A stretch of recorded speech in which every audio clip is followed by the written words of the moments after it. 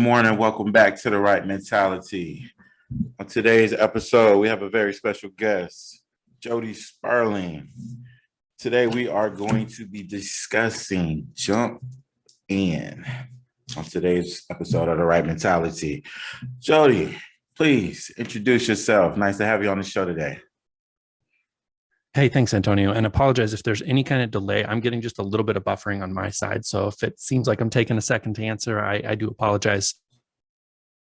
I am out on my own now. I've been a insurance salesman, all kinds of different things, and most recently a real estate investor. And then I decided it was time to stop playing around and chase my dreams. So I quit my job and I'm going to live on my real estate and see if I can make a run at building a platform to share my artistic adventures with the people out there who can connect. Sounds good, man. Sounds good. Yeah. So on today's episode, topic, jump in. Now, when I think about jumping in, it's as far as looking in the mental health field and what we stand behind as far as jumping in. Now, when I say jump in, I want to dive into something, I never did before, something that intrigues me, something that, I'm scared of. And to me, I feel like in today's society, even, not even just society, but in the world, a lot of people aren't willing to jump in and do the things that they are either scared to do or something that they feel, could be holding them back. So tell me a little bit about jumping in for you. Yeah, there's so many places I could go with that.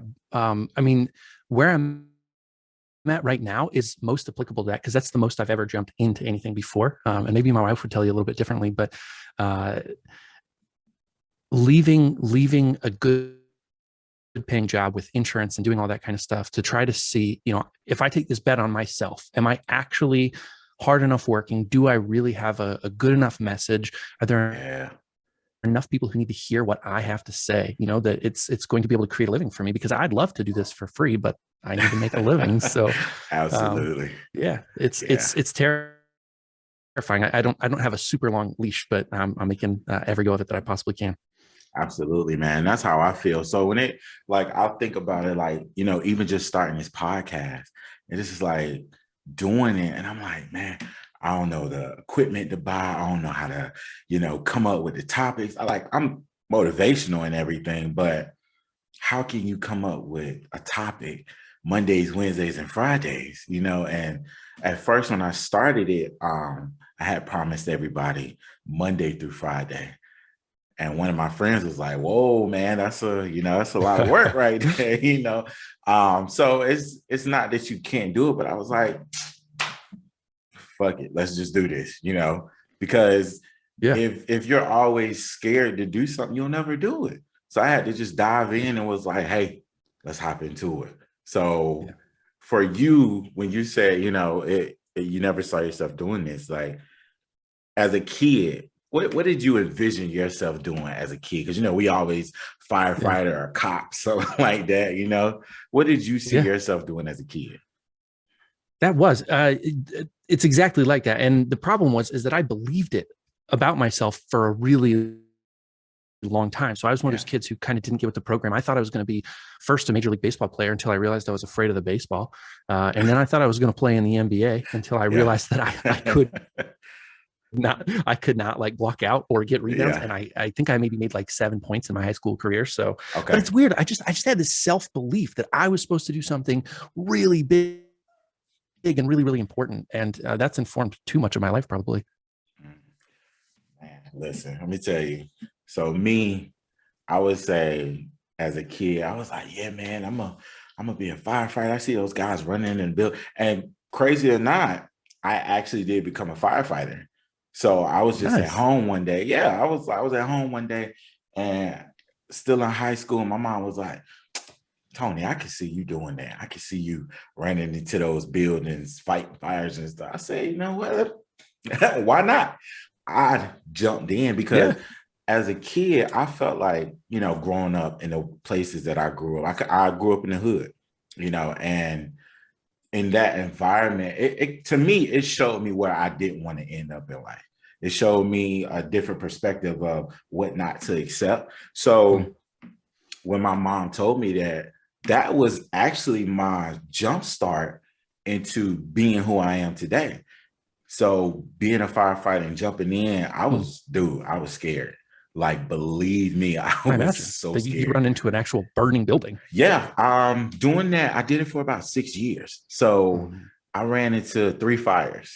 Wow. Um, but the adrenaline rush is what carries you through. So they call it, at that time, they called it tunnel vision as a firefighter. And looking at it, it's like, okay, you like just looking straight ahead. You don't see anything but the fire, and you ready to just dive in anyway. So yeah, man, I had to jump in. And like I said, when you come from that type of background, I mean, any background that just makes you feel like I can't see my life like this. And you want to do something different, you do it.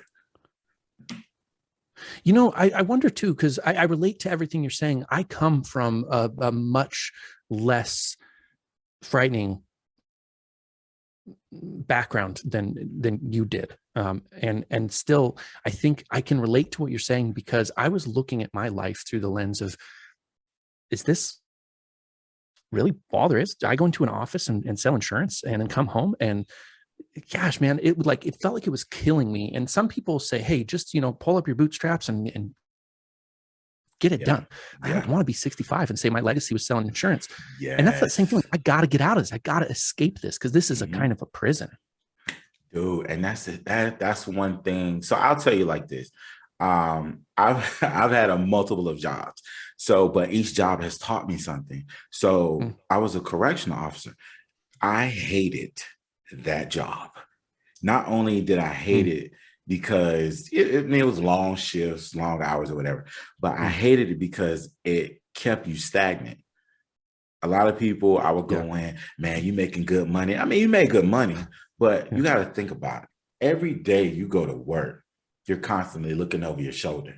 You're worrying about, is somebody going to stab me today? Is somebody going to jump me today? Am I going to lose my life? Am I going back home to my family? So just doing that and seeing how many people just became so comfortable in that one spot, saying, this is enough money. I'm good being here. Let me just settle with my life being here. And that's one thing I teach people. I tell my clients, my kids' clients, all that stuff like that. Never settle for anything in life. If you feel you're destined to do something greater or do something more, please go do that. Don't ever get stuck in a place. It's okay to, pause, take a break for a minute, but you need to make sure that you get back up and say, okay, I know I want to be president of the United States, but I'm here right now. But I know one day I want to do that. You got to put it in your mind. And if you don't, you'll never achieve it. Yeah. And that's absolutely. One thing. And there are some things in life that we can't do, unfortunately. I mean, whether it's our background or just, I could never be a jockey, no matter how much I want to do it. At 6'5", I don't got the body. But there's so much we can do, and I think that we limit ourselves by the fear of doing something uncomfortable, unfamiliar. I was wondering, as you were talking about being a correctional officer, if part of that for you was maybe that it mirrored the kind of environment that you grew up in. And so even though it was good money, there's a little bit of chaos, there's a little bit of fear, there's a little bit of uncertainty. So that's almost like comfortable in a weird way, even though it's a terrifying environment for almost everyone. Absolutely, man. And that's like, I did it. For me, I did it just as a next level and becoming the person that I am. So working towards, doing what I thought I wanted to do, because like I said, I've always been positive and everything, but just going in there and seeing, you never know what a job is like until you actually get into that job. Yeah. People that work there will say, oh yeah, is this. But until you actually get in there and actually see, you'll understand. So just, telling myself, because I'll tell you like this, my family, I'm the first person in my family to ever go to college. I'm the second person to ever graduate high school. That motivated me. it motivated me so much because I said, it's more for me to do out here. It's more out here that I know I can do that my family didn't do. So let me show them you can do everything that I'm doing if you put your mind to it. Yeah. Now, is it for you? And I know this is you're talking to me too, but I'm just curious as far as that goes with your family. Does any of your family resent your success, or do you feel like it's just love and support? That's a tough pill to swallow, man. Yeah. In that sense, you would say you will hope everybody is supportive and loving Yeah. and hey man, I'm so proud of you and this, that, and the third. But at the same time, it's always somebody that's like, I don't care. I can He do thinks that his shit too. doesn't stink. Yeah, Yeah. exactly. Like he act like he better than us. No, it's not that. I learned this from a friend a long time ago because I was thinking like, do they think I'm better than them? My friend was like, no, it's not that you're better than them. You're just doing better than them. I made different Yeah. choices. I made different decisions to say, listen, man, this 2022, I want to travel 10 times this year. If I say I'm gonna do it, I'm gonna do it. But Yeah. for your family, your friends, and your loved ones, you're like, okay, he doing it. I mean, I could do it too, but I got all this other stuff I got to do first. Maybe next year, Right. Yeah. like And you just keep kicking the can down the road forever. I'm telling you, man. And that's what I want people to understand. So, when I get my messages out on my podcast, telling people, motivating them, my thing is do what you've never done before. Like me, I've never learned how to swim. Yeah. My dad knows how to swim. And I asked him, I said, hey man, why you ain't never, know how to swim? Why you ain't never teach me? I mean, Yeah. I thought you knew already. Come on. You're like, where did I learn that? Exactly. Yeah. I'm like, no, man, I don't know how to swim. So I'm just like, all right, listen, this year, let me jump in. Let me jump in. Let me figure this Yeah. thing out. Because that's what they do in the Navy. They throw you in the water. You're either gonna sink or swim. You Yeah. sink, we'll pull you out. Right. And we're gonna try again tomorrow. Yeah. And that's what I feel like that's what a lot of people need to do. So saying that to say, do you feel like in this crazy life today, have you ever sank before you swam? Definitely. Yeah. I mean, so many times. Okay. Yes. So when I was young, though, it was worse. Oh man, I don't know. I mean, part of me wants to go back there. I was a troubled kid. Like I just ran into every wall you could and tested every boundary that I possibly could. And so I have a criminal background and all kinds of stuff. And there was a whole lot of sinking, and there's stuff that's still following me. I still am pulling bricks behind me if I'm sticking with the swimming metaphor, because stupid stuff that I did in my life. But it has created a resilience in me to teach my kids to do better, to do better myself, to question my impulses. And I think that's the big thing. When I sank in my life, and I still am prone to sometimes, but it's always because you're not questioning the thoughts going through your head. You got these thoughts in your head and you just assume it's all true, man. And it's like, it's attacking you and who you are and your worth. And you just lash out to try to fix that because it feels so hopeless. Absolutely, man. And I believe me, dude, I can agree with you. So for me, that's a crazy thing. So growing up in the hood, I never got involved in things in the hood. So growing up, hood ghetto, whatever, people want to call it. But just to me in my mind, my thought process was I can go out here, I can hang out with the guys in the streets, do this, that, whatever. I had the opportunity. But in the back of my mind, I was like, I'm gonna get my ass whooped when I get home. Let me stay in the house. So I had that mentality of I'd rather just stay in here and chill so I won't get a whooping instead of going out there hanging out. So it's not to say that I didn't get in trouble. It's just like, when you say, you got in trouble and backgrounds and all that stuff, people look at me today. I'll tell you like this. I walked into a corner store one day, get a little snack. There was a guy in there And he just looked at me. He said, "Hey man, where you do your time at?" I said, what do you Oh, mean?" geez. Yeah. I said, "What do you mean?" He said, "Look at, you swole. Like, where you do your time at?" I Oh, said, "Brother," I said, "I ain't never been locked up ever." I oh, said, "The thing is," I said, "I've been working out since I was 12 years old. yeah. Never stopped. So for you to sit here and say where I do my time at," I said, "What?" And also, what made, like, just because I'm swole? He said, Hmm. "No lie, you black." I said, "Wow." I said, "Okay." I Yeah. said, "No." I said, "Respectfully, never been locked up before." Yeah. And it's like, is that how society like really sees us? As, Mm. you did this, now you're in trouble. Now, can we actually jump in and achieve our goals? So, like, for Yeah. you, how has that, hindered you as far as, the background and all that stuff like that, to actually pursue and do what you're doing right now? Yeah. A couple of things, man. I do want to touch on one thing, because you told a story very similar to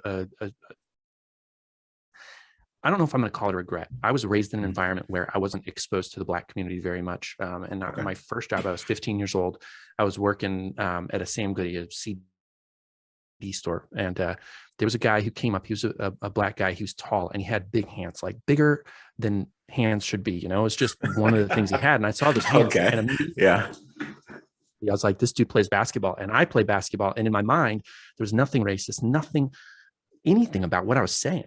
And I Mhm. was like, hey man, where do you play basketball? Same kind of setup, Yeah. but it's this assumption. And I can't say now that it wasn't based on a skin color thing. So I don't want to dwell there, because I don't have any right to speak about it. But what I Mhm. know in reflecting on that in my history is that I wasn't taught anything about race at all. And I wasn't Yeah. exposed to it. And Yeah. that's a sad situation. I want to fix that. But Yeah. um, I think the broader way that I want to answer your question comes from the same place as I didn't have tools and access to a better way to do life. Okay. And so being surrounded by people who had maybe some better thoughts and some more interesting, compelling ways to live, that's kind of how I got out. It wasn't by myself. It was a collaboration. There were people who took interest in me for one reason or another. I Mhm. collected champions along the way. And those people said, Jody, you're meant for more. This is Gotcha. not who you're supposed to be. And that's been Gotcha. a huge part of my life, is support that I probably didn't even deserve. Hey man, that is awesome, man. I congratulate you, brother, because it's just a mind-blowing thing to, pick yourself up from where you are in life and take yourself where you want to be. So, like I said, that just goes back to just jumping in. And I have a friend Yeah. that he has a whole, criminal background and everything like that. And today he is like one of my best friends, very supportive.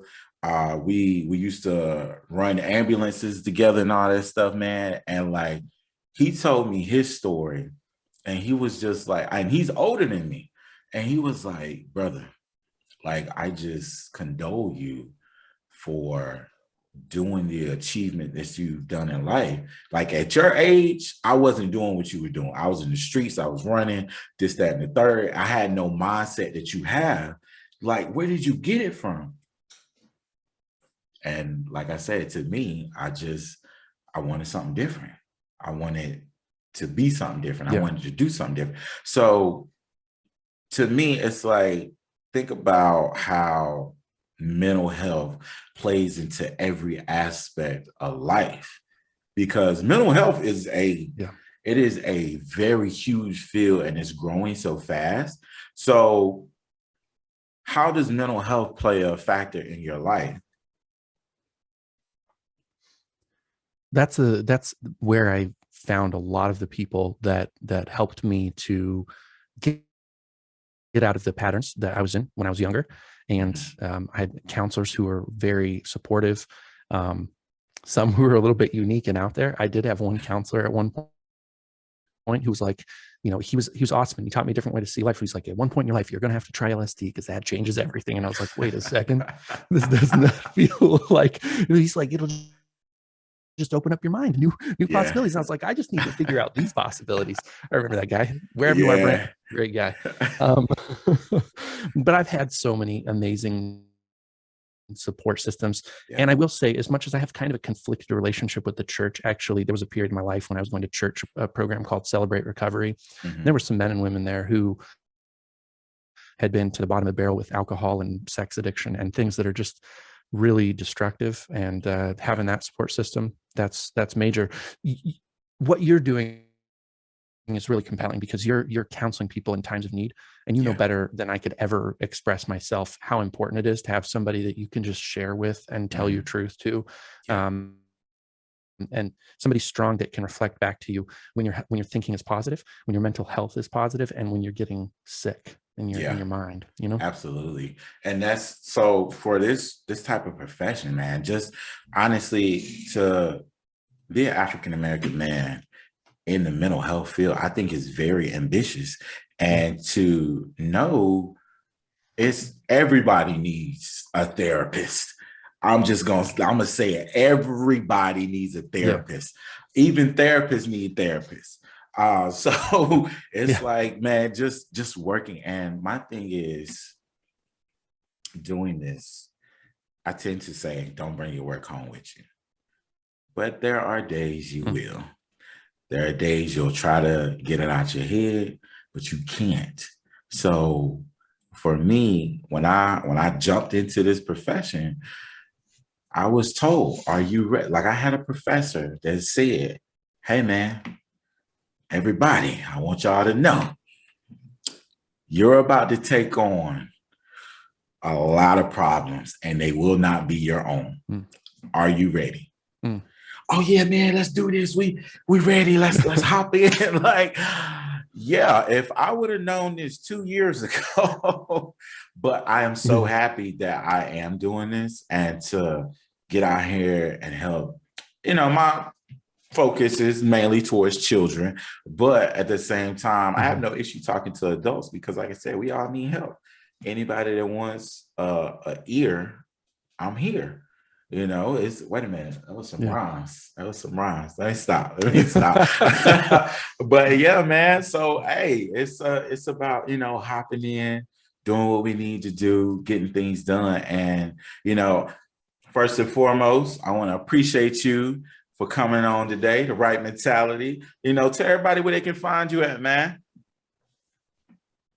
Okay, so I most recently did start a podcast called Create Collaborate. It's spelled kind of strangely. Don't know why I did that in retrospect, but it's CRE and then the number 8, CRE, the number 8, and then collaborate instead of ATE. It's an 8 at the end of that one as well. You can look that up. I think no matter how you type it, you'll find it if you go online. And I'm on any of the podcast directories where you already are listening. So that's kind of the main area right now. You can find me on Facebook or Instagram at Create Collaborate as well. All right. Hey man, I really do appreciate you for coming on today, speaking with me, telling me a little about you, personals, going back and forth. Touch me. Oh, absolutely. So, all right, good people. Remember, check them out. Mondays, Wednesdays, and Fridays, the Wright Mentality on Anchor.